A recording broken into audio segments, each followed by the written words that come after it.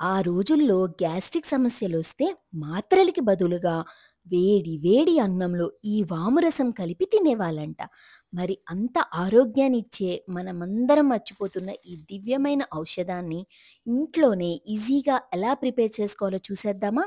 ముందుగా ఒక మిక్సీ జార్‌లోకి ఒక టేబుల్ స్పూన్ వాము, 3 ఎండుమిర్చి, ఒక టేబుల్ స్పూన్ ధనియాలు, హాఫ్ టేబుల్ స్పూన్ జీలకర్ర వేసి మెత్తని పౌడర్‌లా చేసుకొని పక్కన పెట్టుకోవాలి.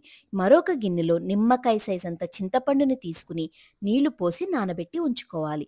ఇప్పుడు ఒక ప్యాన్‌లో పోపు కోసం కొద్దిగా ఆయిల్ వేసి 1 టేబుల్ స్పూన్ ఆవాలు, 1 టేబుల్ స్పూన్ జీలకర్ర, 1/4 టేబుల్ స్పూన్ మెంతులు వేసి అవి వేగేంత వరకు కొద్దిగా వేయించుకున్న తర్వాత 2 ఎండుమిర్చిని తుంచి ఇందులో వేసుకుని 1/4 టేబుల్ స్పూన్ ఇంగువని కూడా యాడ్ చేసుకుని ఒక నిమిషం పాటు వేయించుకోవాలి. ఇప్పుడు ఇందులో 5 వెల్లుల్లి, కట్ చేసిన 2 పచ్చిమిర్చి, కొద్దిగా కరివేపాకు వేసుకొని మరొకసారి కలుపుకున్న తర్వాత మనం ప్రిపేర్ చేసి ఉంచుకున్న పౌడర్‌ని ఇందులో వేసి ఒక్కసారి 1 మినిట్ పాటు ఫ్రై చేసుకోవాలి. ఇప్పుడు ఇందులో మనం తీసిపెట్టి ఉంచుకున్న చింతపండు రసాన్ని, అలాగే 1 లీటర్ వరకు వాటర్‌ని యాడ్ చేసి, తగినంత ఉప్పుని కూడా యాడ్ చేసుకొని ఒక 10 మినిట్స్ పాటు ఈ రసాన్ని బాయిల్ చేసుకోవాలి.